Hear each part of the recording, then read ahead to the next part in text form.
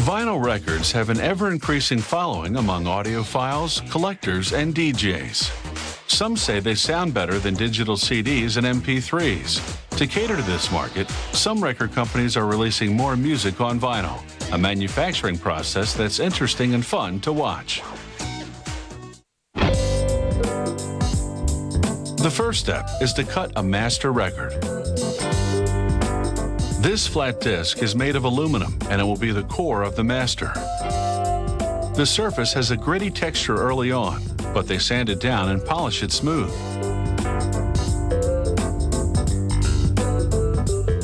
They place the aluminum discs on a conveyor belt, and they ride towards a device that will coat them with a veneer of lacquer.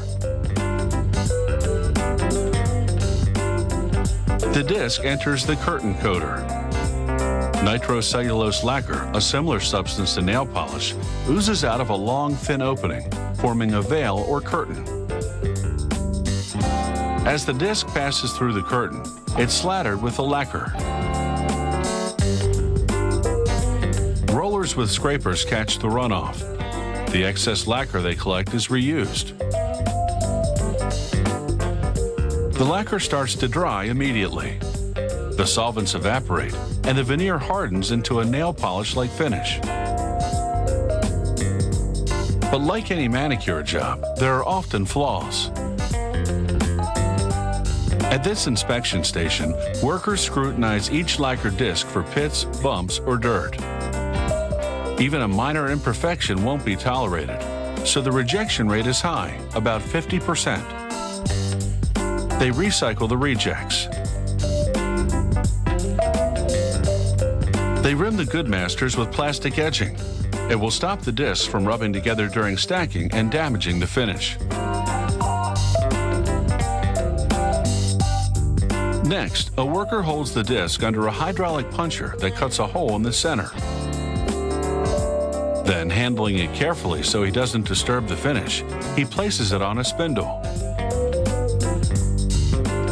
A robotic arm slides a plastic ring down the spindle, depositing it around the center hole of the disc. Like the plastic edging, the ring will also space the discs apart.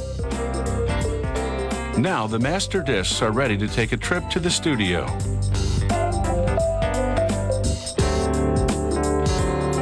The lacquer disc is about to be cut. The engineer places it on the recording machine, called a lathe.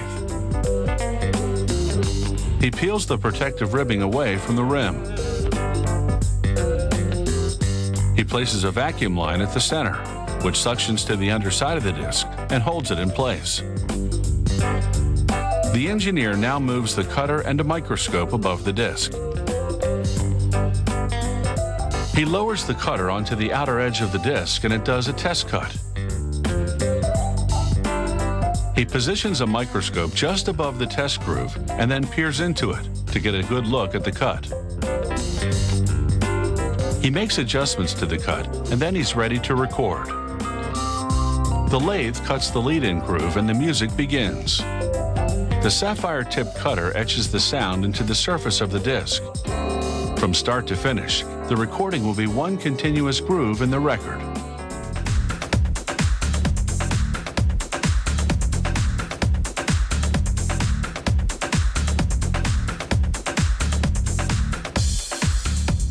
A computer monitors the cutting and adjusts the spacing between the grooves where needed. A little vacuum draws up scrap as the cutter carves the groove. Some believe this sound is warmer and has more depth than digital recordings. But making music fit on an analog disc is sometimes challenging. To reproduce bass, the cutter has to make big, wide grooves that take up a lot of space. And although the grooves can touch, they can't cut across one another. At the end of the recording, the cutter lifts and the master disc is ready for inspection. If it's acceptable, the engineer places a sliding platform on it and scribes a unique serial number into the lacquer. Soon, this master disc will be used to make more records.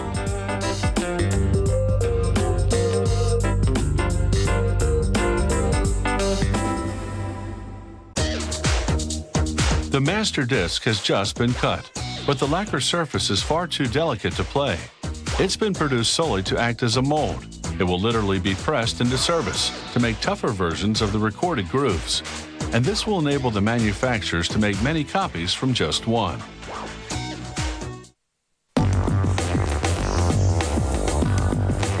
In the next step, they wash the lacquer disc with soap and water. They spray it with tin chloride and liquid silver. The tin chloride is a sensitizer that helps the silver stick to the lacquer. They wash away little bits of silver that don't stick. In seconds, one side of the lacquer has become a stunning silver disc with the grooves intact.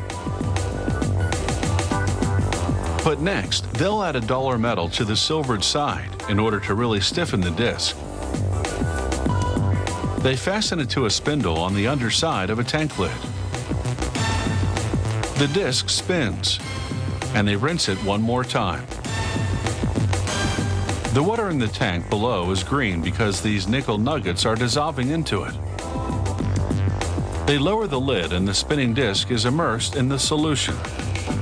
An electric charge fuses the nickel to the silver. And the nickel settles neatly into the grooves.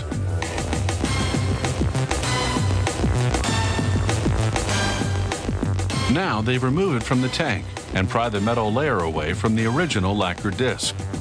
This metal layer is a stamper that will be used to press vinyl records, and the lacquer disc, which has served as its mold, is discarded. Now they look for the exact center of the stamper. A worker places it under the microscope, which is part of an optical centering punch. As the stamper disc spins, he aligns the grooves with a guide in the viewfinder. When he finds the center, he punches a hole there.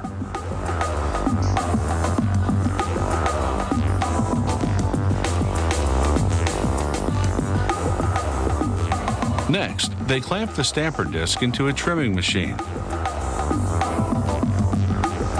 The disc turns and a cutting wheel trims the edge, cutting the stamper disc to a diameter of 12.5 inches.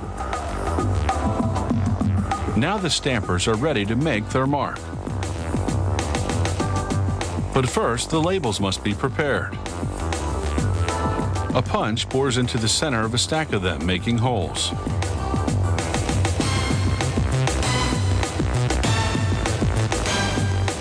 Then they place the labels on a mini press. It rises to another cutter which rounds them out.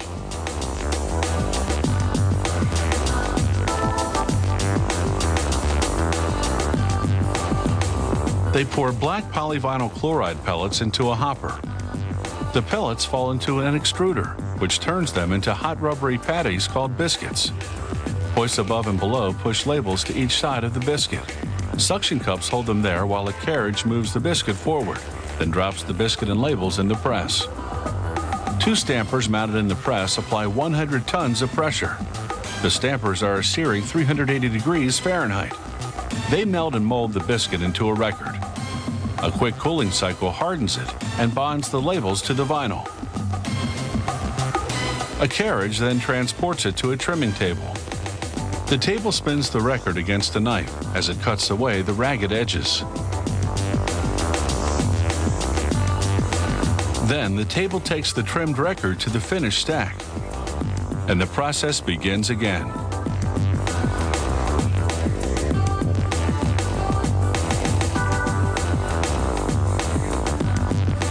This is really a well-choreographed musical production. As one record is lifted out of the press, the next one goes in.